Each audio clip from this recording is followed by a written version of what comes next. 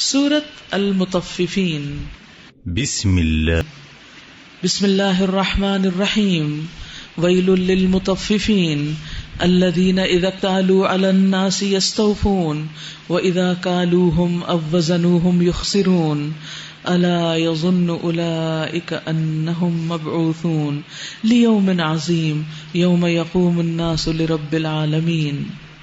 تباہی ہے ڈنڈی مارنے والوں کے لیے جن کا حال یہ ہے کہ جب لوگوں سے لیتے ہیں تو پورا پورا لیتے ہیں، یعنی اپنا حق پورا لیتے ہیں، اور جب ان کو ناپ کر یا تول کر دیتے ہیں تو انہیں گھاٹا دیتے ہیں، یعنی لینے کے پیمانے اور دینے کے اور۔ کیا یہ لوگ نہیں سمجھتے کہ یہ ایک بڑے دن اٹھا کر لائے جانے والے ہیں، یعنی قیامت کے دن ان کو اٹھایا جائے گا، اس دن جب کہ سب لوگ رب العالمین کے سامنے کھڑے ہوں گے۔ سب کو اپنے رب کے سامنے کھڑے ہونا ہے، اس دن کی تیاری کیجئے۔ ہم دنیا کے بہت سے دنوں کی تیاری کرتے رہتے ہیں، کبھی شادی کی، کبھی برتھ ڈے کی، کبھی کسی اور کی شادی کی، کبھی امتحان کی، لیکن ایک کے بعد ایک مرحلہ گزرتا چلا جاتا ہے۔ اچھا ہو تب بھی، نہ ہو تب بھی، کوئی اتنا بہت بڑا فرق ہماری زندگی میں نہیں آتا، لیکن آخرت کا دن، جس دن رب العالمین کے سامنے کھڑے ہونا، اس روز انسانوں کا کیا حال ہوگا؟ کانوں تک پسینہ پہنچا ہوگا۔ آج تو ہم تھوڑا سا پسینہ برداشت نہیں کر سکتے، گھبرا اٹھتے ہیں، لیکن اس دن کیا حال ہوگا؟ اس دن کے کھڑے ہونے کے بارے میں ابن عمر کی روایت ہے، رسول اللہ صلی اللہ علیہ وسلم نے فرمایا، جس دن لوگ رب العالمین کے سامنے کھڑے ہوں گے اس دن کی مقدار 50,000 سال ہے۔ اس وقت لوگ اپنے پسینے میں آدھے کان تک ڈوبے ہوئے ہوں گے، یعنی یہ نہیں کہ کہیں کہیں ڈراپس ہوں گے، پورے ڈوبے ہوئے ہوں گے آدھے کان تک، یعنی سانس لینا دوبر ہوگا، اور دھوپ کی گرمی اور ویسے گرمی اور پھر اوپر سے پسینہ، کیا حالت ہوگی۔ لیکن آج ہم دنیا میں تھوڑی سی تکلیف برداشت کرنے سے گھبرا جاتے ہیں۔ عبداللہ ابن عمرو ابن العاص کہتے ہیں، رسول اللہ صلی اللہ علیہ وسلم نے یہ آیت پڑھی، یعنی یوم یقوم الناس لرب العالمین، تو رسول اللہ صلی اللہ علیہ وسلم نے فرمایا، اس وقت تمہارا کیا حال ہوگا جب اللہ تمہیں 50,000 سال کے لیے اس طرح اکٹھا کرے گا جس طرح تیر کمان میں ڈالا جاتا ہے، پھر اللہ تمہاری طرف اتنا عرصہ نظر بھی نہیں کرے گا، یعنی کھڑا کر دے گا اور دیکھے گا بھی نہیں، پھر اس کے بعد حساب شروع ہوگا۔ لیکن یاد رکھیے، مومن کے لیے یہ مدت کم ہو جائے گی، نصف یوم کی مقدار، یعنی مدت معمولی ہوگی، جیسے سورج ڈھلنے سے لے کر غروب تک کا وقت ہوتا ہے، اتنا وقت، یعنی چند گھنٹے ہوں گے، یا ایک اور روایت میں آتا ہے جیسے فرض نماز پڑھنے کا وقت۔ تو اب آپ سوچئے کہ اگر ہم دنیا میں اللہ تعالیٰ کو یاد ہی نہیں رکھتے، اللہ سبحانہ و تعالیٰ کے لیے عبادت ہی نہیں کرتے، اللہ کی طرف توجہ ہی نہیں کرتے، تو پھر اچانک تو وہ دن نہیں ایسے اچھا ہو جائے گا ہمارے لیے۔ اس کی فکر کرتے ہوئے آج تیاری کرنی ہے۔ کلا ان کتاب الفجار لفی سجین وما ادراک ما سجین، ہرگز نہیں، یقیناً بدکاروں کا نامہ اعمال قید خانے کے دفتر میں ہے، اور تمہیں کیا معلوم کہ وہ قید خانے کا دفتر ہے کیا؟ ایک کتاب ہے لکھی ہوئی، تباہی ہے اس روز جھٹلانے والوں کے لیے جو روز جزا کو جھٹلاتے ہیں۔ یعنی قیامت کا انکار انسان کے لیے سب سے بڑی آفت کا سبب بنے گا، اور اسے نہیں جھٹلاتا مگر ہر وہ شخص جو حد سے گزر جانے والا بد عمل ہے۔ اسے جب ہماری آیات سنائی جاتی ہیں تو کہتا ہے اگلے وقتوں کی کہانیاں ہیں، پرانے قصے کہانیاں ہیں، مجھے تو کوئی بات سمجھ نہیں آتی۔ ہرگز نہیں، بلکہ دراصل ان لوگوں کے دلوں پر ان کے برے اعمال کا زنگ چڑھ گیا، اتنے غلط کام کیے ہیں کہ دل میں اب اللہ کا ڈر ہی نہیں رہا، اور دل زنگیلا ہو گیا ہے۔ اگر لوہے کے اوپر زنگ لگا ہوا تو آپ اس لوہے میں اپنی شکل نہیں دیکھ سکتے، اس کے اندر کوئی چمک نہیں ہوتی، ریفلیکشن نہیں ہوتا۔ اسی طرح جو لوگ اپنے دل کی کیئر نہیں کرتے اور برے اعمالوں میں مغلطاں رہتے ہیں، دلوں کا تزکیہ نہیں کرتے، ان کا حال بھی یہی ہوگا۔ ہرگز نہیں، بالیقین اس روز یہ اپنے رب کی دید سے محروم رکھے جائیں گے، پھر یہ جہنم میں جا پڑیں گے، پھر ان سے کہا جائے گا یہ وہی چیز ہے جسے تم جھٹلایا کرتے تھے۔ ہرگز نہیں، بے شک نیک آدمیوں کا نامہ اعمال بلند پایا لوگوں کے دفتر میں ہے۔ کلا ان کتاب الابرار لفی علیین وما ادراک ما علیون، اور تم کیا جانو کہ علیین کیا ہے؟ کتاب مرقوم، یہ ایک لکھی ہوئی کتاب ہے، یشہدہ المقربون، جس کی نگہداشت مقرب فرشتے کرتے ہیں۔ علیین کیا چیز ہے؟ علیین ایک جگہ ہے 7 آسمانوں کے اوپر، جہاں نیک لوگوں کی روحیں رکھی جائیں گی، ان کے اعمال نامے رکھے جائیں گے، یعنی نیک لوگوں کے داخلے کی جگہ ہوگی۔ نبی صلی اللہ علیہ وسلم نے فرمایا ایک نماز کے بعد دوسری نماز اس طرح کہ ان کے درمیان کوئی لغو بات نہ ہو تو اس عمل سے علیین میں اس کا نام درج ہو جاتا ہے، پھر اگر لغو شروع کر دے تو پھر وہاں سے نام کٹ جاتا ہے۔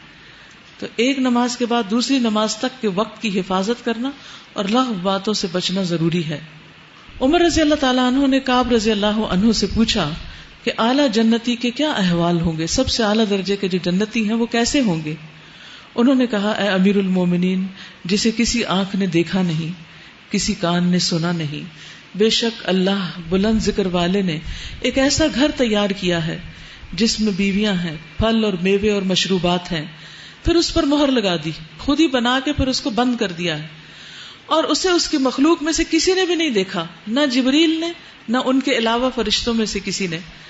پھر فرمایا کہ جس کا نام اعمال علیین میں ہوگا تو وہ اس گھر میں اترے گا جسے کسی نے بھی نہیں دیکھا، یہاں تک کہ ایک شخص علیین والوں میں سے ہوگا، وہ نکلے گا اور وہ اپنی بادشاہت میں چلے گا تو کوئی خیمہ جنت کے خیموں میں سے باقی نہ رہے گا جس میں اس کے چہرے کی روشنی داخل نہ ہو جائے۔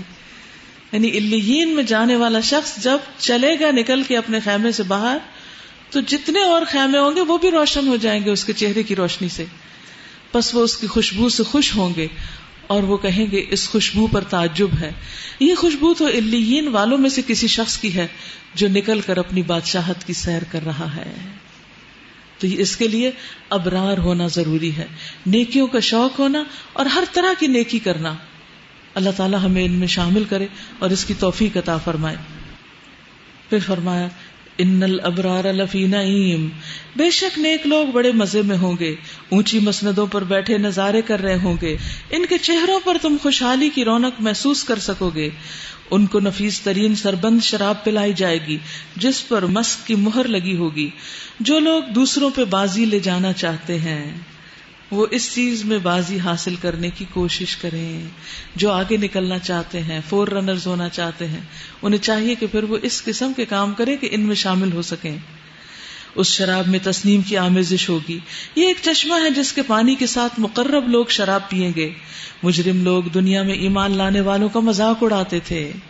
مجرم کون؟ جو خود ایمان نہیں لائے تھے اور اچھے کام نہیں کرتے تھے، جب کوئی اور ایمان لاتا اور اچھے کام کرتا تو ان کا مذاق اڑاتے، جب ان کے پاس سے گزرتے تو آنکھیں مار مار کر ان کی طرف اشارے کرتے تھے، اپنے گھروں کی طرف پلٹتے تو مزے لیتے ہوئے پلٹتے تھے، اور جب انہیں دیکھتے تو کہتے یہ بہکے ہوئے لوگ ہیں، حالانکہ وہ ان پر نگران بنا کر نہیں بھیجے گئے تھے۔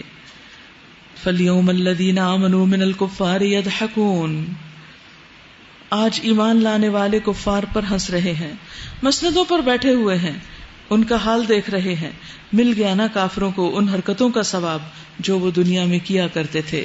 تو جو لوگ دنیا میں ایمان والوں کا مذاق اڑاتے ہیں، کل قیامت کے دن ان کا مذاق اڑایا جائے گا، کیونکہ عدلے کا بدلہ۔ مکی سورت ہے۔ بسم اللہ الرحمن الرحیم۔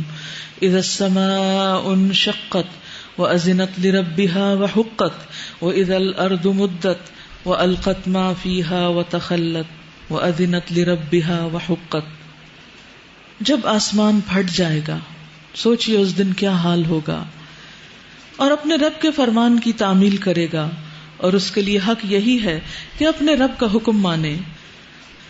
اور جب زمین پھیلا دی جائے گی اور جو کچھ اس کے اندر ہے اسے باہر پھینک کر خالی ہو جائے گی، ایک ایک کیڑا مکوڑا پرندہ بیج درخت کچھ بھی اندر نہیں، سب باہر نکل آئے گا، اور اپنے رب کے حکم کی تعمیل کرے گی، اور اس کے لیے حق یہی ہے کہ اس کی تعمیل کرے۔ اے انسان تو کشاں کشاں اپنے رب کی طرف چلا جا رہا ہے، ہر روز ہمیں رب کی طرف قریب کر رہا ہے۔ دیکھیے ہر چیز کا ایک اختتام ہوتا ہے۔ ہم نے قرآن مجید شروع کیا، روز ایک ایک پارہ پڑھا، اور جب پہلا پارہ تھا تو لگتا تھا معلوم نہیں 30واں کب ہوگا، اور ایک ایک قدم اٹھاتے اٹھاتے آج ہم 30ویں تک آ پہنچے. یہی حال ہماری زندگیوں کا ہے. نمبرڈ ڈیز ہیں، کاؤنٹڈ، جس میں انسان کچھ بڑھا نہیں سکتا، اور ایک ایک دن ختم ہوتا جا رہا ہے، اور ایک وقت آئے گا کہ موت آ جائے گی اور انسان اپنے رب کی طرف رواں ہو جائے گا. تو آپ سوچئے کہ ہر انسان اپنے رب سے ملاقات کی طرف جا رہا ہے، ہمیں محسوس نہیں ہوتا. ہم سمجھتے ہیں زندگی ٹھہری ہوئی ہے، زندگی ٹھہری ہوئی نہیں، رواں دواں ہے، اور بہت جلد ہم سب اپنے رب کے سامنے جا کھڑے ہوں گے. فملاقی، پھر اس سے ملنے والا ہے، یعنی اللہ کی ملاقات ہوگی. پھر جس کا نامہ اعمال اس کے سیدھے ہاتھ میں دیا گیا، اس سے ہلکا حساب لیا جائے گا، یعنی اس کو بھی پوچھا جا سکتا ہے اور دیکھ کر اللہ تعالیٰ اس کو معاف کر دیں گے، اور وہ اپنے لوگوں کی طرف خوش خوش واپس آئے گا. لیکن یہ کون ہوگا؟ جس کا نامہ اعمال دائیں ہاتھ میں ہوگا، جس کی نیکیاں زیادہ ہوں گی اور برائیاں کم ہوں گی، اس کے ساتھ یہ معاملہ ہوگا. اور جس کی برائیاں زیادہ ہوں گی، برے کام، بیڈ ڈیڈ زیادہ ہوں گے اور اچھے کم ہوں گے، اس کا نامہ اعمال دائیں ہاتھ میں نہیں دیا جائے گا. رہا وہ شخص جس کا نامہ اعمال اس کے پیٹھ پیچھے سے دیا جائے گا، تو وہ موت کو پکارے گا اور بھڑکتی ہوئی آگ میں جا پڑے گا. وہ موت پکارے گا، یعنی جس کی برائیاں زیادہ ہوں گی، پھر وہ کہے گا کاش میں مر جاؤں اب، اور مر کے کہاں جانا ہے؟ آگ میں پھینک دیا جائے گا. اگر تھوڑی سی گرمی برداشت نہیں ہوتی تو آگ کیسے برداشت ہوگی؟ وہ اپنے گھر والوں میں مگن تھا، یہ تھا اس کا قصور، یعنی وہ اپنے دل پسند چیزوں میں، جس میں وہ انجوائے کرتا تھا، اس کی لائف صرف انٹرٹینمنٹ کے ارد گرد گھومتی تھی، یعنی جو اس کی پسند کی چیزیں تھی. کیونکہ گھر والے ایسی چیز ہوتے ہیں کہ جن کے اندر انسان خوش رہتا ہے اور ان کے ساتھ انجوائے کرتا ہے، یا جس سے بھی انسان محبت کرتا ہے اس کا دل چاہتا ہے کہ اسی کے ساتھ رہے. تو جو اپنے گھر والوں کے اندر ہی مگن رہا اور اللہ کا حق بھی بھول گیا. نبی صلی اللہ علیہ وسلم کا طریقہ کیا تھا؟ حضرت عائشہ سے جب مسروق نے پوچھا تو آپ کہتی ہیں کہ حضور صلی اللہ علیہ وسلم گھر تشریف لاتے ہیں، ہنسی مذاق کرتے ہیں، گھر والوں کے کام کاج میں ہاتھ بٹاتے، لیکن جو ہی اذان ہوتی ہم سے اجنبی ہو جاتے اور فوراً نماز کے لیے چلے جاتے. لیکن کچھ لوگ اذان بھی ہو جائے، جماعت بھی ہو جائے، سب کچھ ہو جائے، لوگ نمازیں پڑھ کے بھی واپس آ جائیں، وہ وہیں بیٹھے گپ شپ لگاتے رہتے ہیں، وہ نماز نہیں پڑھتے. یہ ان لوگوں کا حال بتایا جا رہا ہے. وہ اپنے گھر والوں میں مگن تھا، اس نے سمجھا تھا کہ اسے کبھی پلٹنا نہیں. اب دیکھیں، نیک شخص گھر والوں میں ڈر کے زندگی بسر کر رہا ہے، اور برا شخص صرف گھر والوں میں ہی انجوائے کر رہا ہے اور اللہ کی نافرمانیوں کے کام کر رہا ہے. اس نے سمجھا تھا کہ اسے کبھی واپس نہیں آنا، زندگی بس دنیا ہی کی زندگی ہے. پلٹنا کیسے نہ تھا؟ اس کا رب اس کے کرتوت دیکھ رہا تھا. بس نہیں، میں قسم کھاتا ہوں شفق کی اور رات کی اور جو کچھ وہ سمیٹ لیتی ہے، اور چاند کی جبکہ وہ ماہ کامل ہو جاتا ہے. تم سب کو ضرور درجہ بدرجہ ایک حالت سے دوسری حالت کی طرف گزرتے چلے جانا ہے، یعنی سٹیپ بائی سٹیپ آخرت کی طرف بڑھتے جانا ہے. پھر ان لوگوں کو کیا ہو گیا ہے کہ یہ ایمان نہیں لاتے، اور جب قرآن ان کے سامنے پڑھا جاتا ہے تو سجدہ نہیں کرتے، بلکہ یہ منکرین تو الٹا جھٹلاتے ہیں، حالانکہ جو کچھ یہ اپنے نامہ اعمال میں جمع کر رہے ہیں اللہ اسے خوب جانتا ہے. لہٰذا ان کو دردناک عذاب کی بشارت دے دو. البتہ جو لوگ ایمان لے آئے ہیں اور جنہوں نے نیک عمل کیے ہیں ان کے لیے کبھی نہ ختم ہونے والا اجر ہے. کس کے لیے؟ جو ایمان لا کر نیک عمل کریں، اچھے عمل کریں، جو اللہ کی پسند کے کام ہے وہ کریں. سورۃ البروج. بسم اللہ الرحمن الرحیم. والسماء ذات البروج واليوم الموعود وشاہد ومشہود قتل اصحاب الاخدود النار ذات الوقود. قسم ہے مضبوط قلوں والے آسمان کی اور اس دن کی جس کا وعدہ کیا گیا ہے، دیکھنے والے کی اور دیکھی جانے والی چیز کی، کہ مارے گئے گڑھے والے، اس گڑھے والے جس میں خوب بھڑکتے ہوئے ایندھن کی آگ تھی. آگ بھڑکائے ہوئے، یعنی ایک قوم گزری ہے جس میں جن لوگوں نے جب لا الہ الا اللہ پڑھا تو ان کو آگ کے گڑھوں میں پھینک دیا گیا. جیسے ابراہیم علیہ السلام کے لیے آگ کا گڑھا کھودا گیا اور اس میں ان کو پھینکا گیا تو اللہ سبحانہ وتعالیٰ کے حکم سے ان کے لیے آگ گلو گلزار بن گئی. ان لوگوں نے جب لا الہ الا اللہ کہا اور اپنی حکومت وقت کے خلاف جا کر ایک اللہ کی توحید کا اقرار کیا تو ان سب کی سزا کے طور پر ان کے لیے بڑے پیمانے پر ڈچز کھدوائی گئی اور ان کو آگ سے بھر دیا گیا اور پھر کناروں پر لا کر ان کو دھکے دیے گئے اور ان سب لوگوں کو آگ میں ڈال دیا گیا. ایک عورت کے بارے میں آتا ہے حدیث میں کہ وہ ایک چھوٹے دودھ پلاتے بچے کو گودی میں لیے ہوئے تھی اور اندر جانے سے ڈر رہی تھی کہ میرا بچہ آگ میں جائے گا. تو اس پر بچہ بول اٹھا. حدیث میں آتا ہے کہ 3 بچے بولے تھے دودھ پیتے بچے, ان میں سے ایک بچہ یہ تھا جو بول اٹھا کہ ماں تم ڈرو نہیں, تم کود پڑو اللہ کے حکم سے. آج بھی آپ دیکھیں کہ بہت سے لوگ ایسے ہیں جن کا قصور صرف اتنا ہوتا ہے کہ انہوں نے لا الہ الا اللہ کہا ہوتا ہے اور ان پر زمین سے نہیں آسمان سے ایسے آگ کے گولے برسائے جاتے ہیں کہ جس میں ان کے جسم برن ہو جاتے ہیں. ایک وہ دور تھا کہ جب زمین کھود کر آگ بھر کے لوگوں کو ڈالا جاتا تھا, اور ایک یہ ہے کہ آسمان سے آگ برس رہی ہے. نیپام بم ہو یا کلسٹر بم ہو, یہ سب کیا چیزیں ہیں جو بعض اوقات نہتی آبادیوں کے اوپر گرائے جا رہے ہوتے ہیں اور لوگ جل کر راکھ ہو جاتے ہیں. تو اس میں آپ دیکھیے کہ آپ صلی اللہ علیہ وسلم نے اس وقت کی پیشن گوئی کی تھی جب ایمان ایک انگارے کی طرح ہو جائے گا, ایک انگارے کی طرح کہ جس کو ہاتھ پر لینا ہاتھ جلانے والی بات ہوگی اور ہاتھ سے اٹھا کے پھینکنا آخرت میں جلنے والی بات. تو اس کے لیے حقیقت یہ ہے کہ جو لوگ عقل مند ہوتے ہیں وہ ہر قیمت پر اپنا ایمان بچاتے ہیں, ایمان کو نہیں بیچ کھاتے دنیا کے چند سکوں کے لیے. اور جو کچھ وہ ایمان لانے والوں کے ساتھ کر رہے تھے وہ اسے دیکھ رہے تھے, اور ان اہل ایمان سے ان کی دشمنی اس کے سوا کسی وجہ سے نہ تھی, کسی وجہ سے نہ تھی, الا ان یؤمنوا باللہ العزیز الحمید, کہ وہ اس اللہ پر ایمان لائے تھے جو زبردست اور اپنی ذات میں آپ محمود ہے, جو آسمانوں اور زمین کی سلطنت کا مالک ہے اور اللہ سب کچھ دیکھ رہا ہے. جن لوگوں نے مومن مردوں اور عورتوں پر ظلم و ستم توڑا اور پھر اس سے تائب نہ ہوئے, یقیناً ان کے لیے جہنم کا عذاب ہے اور ان کے لیے جلائے جانے کی سزا ہے. اللہ نے پھر بھی ان کے لیے بھی معافی کا رستہ رکھا جنہوں نے مومنوں کو جلایا, لیکن اگر وہ توبہ نہیں کرتے اور اپنے گناہوں پر معافی نہیں چاہتے تو پھر ان کو ایسے کو تیسا ویسے ہی جلائے جانے کی سزا ملے گی. جو لوگ ایمان لائے ہیں اور جنہوں نے نیک عمل کیے ہیں یقیناً ان کے لیے جنت کے باغ ہیں جن کے نیچے نہریں بہتی ہوں گی, یہ بہت بڑی کامیابی ہے.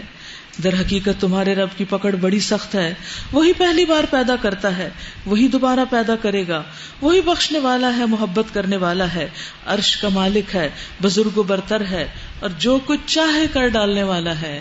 یہاں اللہ سبحانہ و تعالیٰ کی ایک بہت خوبصورت صفت الودود بیان ہوئی ہے کہ وہ رب اپنے بندوں سے محبت کرتا ہے. دیکھیے وہ سارے عرش کا مالک ہے, وہ زمین و آسمان اور ہر چیز کا مالک ہے, پھر وہ اپنے بندوں کے ساتھ محبت کرتا ہے. وہ کون بندے ہیں؟ جو اس کی خاطر ہر قربانی کرتے ہیں, جو اس کا حکم بھاگ بھاگ کر مانتے ہیں. رسول اللہ صلی اللہ علیہ وسلم نے فرمایا جب اللہ تعالیٰ کسی بندے سے محبت کرتے ہیں تو جبریل علیہ السلام کو بلاتے ہیں اور ان سے کہتے ہیں کہ بے شک میں اپنے اس بندے سے محبت کرتا ہوں, تم بھی اس بندے سے محبت کرو. تو جبریل حاملین عرش کو کہتے ہیں, اس میں چرچا کرتے ہیں, اور حاملین عرش کی ملی جلی آوازوں کا شور سنتے ہیں, ان کو بھی یہ بتاتے ہیں کہ اللہ تعالیٰ اس سے محبت کرتے ہیں. تو ساتویں آسمان والوں میں پھر بتاتے ہیں وہ, اور ساتویں آسمان والے اور پھر باقی آسمانوں والے بھی اسی طرح اس بندے سے محبت کرنے لگتے ہیں, اور پھر یہاں تک کہ اس کی مقبولیت زمین تک آ جاتی ہے اور زمین والے اس سے محبت کرنے لگتے ہیں. تو ایک حقیقت ہے کہ جب آپ اللہ سے محبت کرتے ہیں, جب آپ اللہ سبحانہ وتعالیٰ کی اطاعت کرتے ہیں, مشکل میں, تنگی میں, آسانی میں, ہر حال میں, اور اپنے نفس کی خواہشات پر کنٹرول کر لیتے ہیں, تو اللہ تعالیٰ آپ سے محبت کرتا ہے. آپ رب کے بن جائیے اور رب آپ سے محبت کرے گا. اللہ تعالیٰ ہمیں ان لوگوں میں شامل کر لے. کیا تمہیں لشکروں کی خبر پہنچی ہے؟ فرعون اور سمود کے لشکروں کی, مگر جنہوں نے کفر کیا وہ جھٹلانے میں لگے ہوئے ہیں, حالانکہ اللہ نے ان کو گھیرے میں لے رکھا ہے. ان کے جھٹلانے سے اس قرآن کا کچھ نہیں بگڑتا. بل ہوا قرآن مجید فی لوح محفوظ, بلکہ یہ قرآن بلند پایا ہے اس لوح میں جو محفوظ ہے. سورۃ الطارق. بسم اللہ الرحمن الرحیم. والسماء والطارق وما ادراک ما الطارق النجم الثاقب. قسم ہے آسمان کی اور رات کو نمودار ہونے والے کی. اور تم کیا جانو کہ وہ رات کو نمودار ہونے والا کیا ہے، چمکتا ہوا تارا، کوئی جان ایسی نہیں جس کے اوپر کوئی نگہبان نہ ہو. پھر ذرا انسان یہی دیکھ لے کہ وہ کس چیز سے پیدا کیا گیا، یعنی انسان اپنی ذات میں غور و فکر کرے. کیا کچھ ہے جسم کے اندر، ذرا بتائیے، سوچئے. کبھی سوچا ہم نے؟ اتنی ان گنت چیزیں ہیں کہ جنہیں ہم نے صرف گنا بھی نہیں. ہمیں اپنے باڈی پارٹس کے اندر کی ہر چیز کے نام بھی نہیں آتے. آپ نے دیکھا ہوگا سال ہر سال لگا کر لوگ ڈاکٹر بنتے ہیں، اناٹمی پڑھتے ہیں اور بڑی بڑی ٹرمز یاد کرتے ہیں اور جسم کو سمجھنے کی کوشش کرتے ہیں، اور اس میں بھی ابھی تک یہ کہا جاتا ہے کہ صرف ایک سیل کو بھی پوری طرح انسان ڈسکور نہیں کر سکا. کہاں یہ کہ سارے وجود کو جان لے. ایک اچھلنے والے پانی سے پیدا کیا. اور حیرت کی بات یہ کہ اوریجن کیا ہے؟ پانی. اور اس سے اتنا کچھ بن گیا. کیا خود بن گیا؟ ہرگز نہیں. پانی جو پیٹھ اور سینے کی ہڈیوں کے درمیان سے نکلتا ہے، یقیناً وہ خالق اسے دوبارہ پیدا کرنے پر قادر ہے. جس روز پوشیدہ اسرار کی جانچ پڑتال ہوگی، اس وقت انسان کے پاس نہ خود اپنا کوئی زور ہوگا، نہ کوئی اس کی مدد کرنے والا ہوگا. قسم ہے بارش برسانے والے آسمان کی اور نباتات اگتے وقت پھٹ جانے والی زمین کی. یہ ایک جچی تلی بات ہے، ہنسی مذاق نہیں ہے. یہ لوگ کچھ چالیں چل رہے ہیں اور میں بھی ایک چال چل رہا ہوں. بس چھوڑ دو اے نبی صلی اللہ علیہ وسلم ان کافروں کو، ایک ذرا کی ذرا ان کے حال پر چھوڑ دو. یعنی آج دنیا میں جو لوگ دین حق کو نیچا دکھانے کے لیے چالیں چل رہے ہیں، وہ سب اللہ کی نگاہ میں ہیں، اور اللہ جب چاہے ان کو ملیا میٹ کر سکتا ہے. لیکن اللہ سبحانہ وتعالی نے ان کو تھوڑی سی مہلت دے رکھی ہے. سورۃ الاعلی اور الغاشیہ یہ دو صورتیں ہیں کہ جو نبی صلی اللہ علیہ وسلم بہت پڑھا کرتے تھے عیدین اور جمعے کی نماز میں. اگر یہ دونوں نمازیں اکٹھی ہو جاتی تو بھی آپ یہی دو صورتیں پڑھا کرتے تھے. اور ابن عباس یہ کہتے ہیں کہ نبی صلی اللہ علیہ وسلم جب سبح اسم ربک الاعلی کی تلاوت کرتے تو فرماتے سبحان ربی الاعلی. تو اب جب میں اس کو پڑھوں گی تو آپ نے مناسب جگہ پر سبحان ربی الاعلی پڑھنا ہے. ویسے بھی تسبیح جو ہے وہ ہر حال میں پسندیدہ ہے. اللہ کے نام سے جو بے حد مہربان نہایت رحم فرمانے والا ہے. سبح اسم ربک الاعلی سبحان ربی الاعلی الذی خلق فسوا. اے نبی صلی اللہ علیہ وسلم اپنے رب برتر کے نام کی تسبیح کیجئے. براہ راست حکم دے دیا گیا. اب تو جس نے پیدا کیا اور تناسب قائم کیا، یعنی نہایت معتدل بنایا انسان کو. یہ نہیں کہ ایک کان وہ لمبا جو پاؤں تک جائے اور دوسرا کان جو نظر بھی نہ آئے، ایسا نہیں کیا. ایک آنکھ پھولی ہوئی باہر نکلی ہوئی اور ایک اندر بند ہو، ایسا نہیں کیا. ہر چیز کو پرفیکٹلی بیلنسڈ بنایا. اور نہ صرف انسان کے جسم کو بلکہ باقی تمام چیزوں کے اندر بھی بیلنس قائم کیا. جس نے تقدیر بنائی پھر راہ دکھائی، جس نے نباتات اگائیں پھر ان کو سیاہ کوڑا کرکٹ بنا دیا. ہم تمہیں پڑھوا دیں گے پھر تم نہیں بھولو گے، سوائے اس کے جو اللہ چاہے. تو اللہ تو کچھ بھی کر سکتا ہے کیونکہ وہ اللہ ہے. وہ ظاہر کو بھی جانتا ہے اور جو کچھ پوشیدہ ہے اس کو بھی جانتا ہے. اور ہم تمہیں آسان طریقے کی سہولت دیتے ہیں، لہٰذا تم نصیحت کرو اگر نصیحت نفع مند ہو. کیونکہ نصیحت سب کو فائدہ نہیں دیتی. کچھ لوگ قرآن کی مجلس میں آ کر بھی ادھر ادھر کھیل کود کرتے رہتے ہیں اور ان کی توجہ اللہ کی طرف نہیں ہوتی. وہ اللہ کو کیا جواب دیں گے، کیا حساب دیں گے. سنقرئک فلا تنسا الا ما شاء اللہ انہ یعلم الجہر وما یخفی. سب کے سامنے کوئی کام کرتے ہو، چھپ کے کرتے ہو، اس کو سب پتہ چل جاتا ہے. اور ہم تمہیں آسان طریقے کی سہولت دیتے ہیں. یعنی قرآن پڑھ کر زندگی کی حقیقت جان کر کیا ملتا ہے، اس کو آسانیاں ملتی ہیں. لوگ سمجھتے ہیں کہ قرآن پڑھ کر دین کی طرف آ کے زندگی مشکل ہو جاتی. ہرگز نہیں. قرآن اور دین زندگی آسان کر دیتا ہے. لہٰذا تم نصیحت کرو اگر نصیحت فائدہ دیتی ہے. جو شخص ڈرتا ہے کس سے؟ اللہ سے، وہ نصیحت قبول کر لے گا. یعنی خشیت کی علامت کیا ہے؟ آج کا ہمارا کیا تھیم ہے؟ اللہ کا ڈر.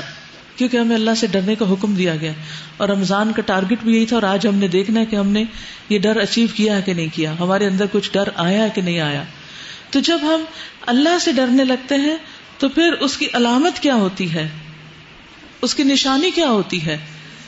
انسان نصیحت قبول کر لیتا ہے، اور جو نصیحت قبول نہیں کرتا وہ اللہ سے نہیں ڈرتا، اور جو اللہ سے نہیں ڈرتا پھر وہ اللہ کو حساب دینے کے لیے تیار ہو جائے، اور اس سے گریز کرے گا وہ انتہائی بدبخت جو بڑی آگ میں جائے گا، پھر نہ اس میں مرے گا نہ جیے گا۔